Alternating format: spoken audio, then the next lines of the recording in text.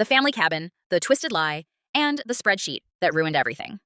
My sister Sloane called me on a random Tuesday and casually asked if I'd be a sweetheart and sign over our late grandfather's lakeside cabin to her as a wedding gift. I actually laughed. I thought she was kidding. But the silence on the other end lasted way too long. That cabin in the Ozarks, it's my sanctuary.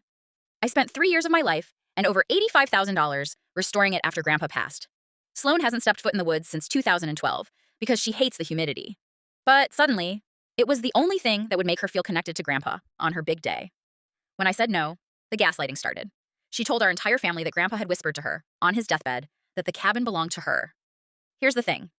I was the one holding Grandpa's hand when he passed. He was unconscious for 48 hours before he went. There were no deathbed whispers. For a month, my phone was a war zone. My cousins called me selfish.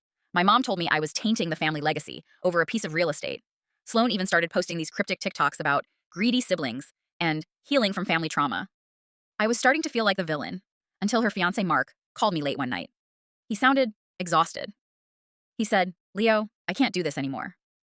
He sent me a link to a private Google Drive folder he found on their shared laptop.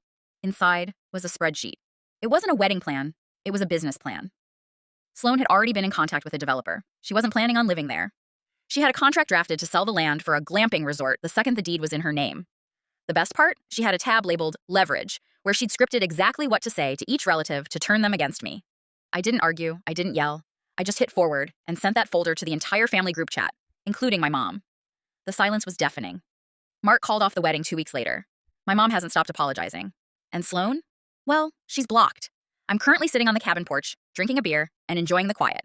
Some legacies are worth protecting.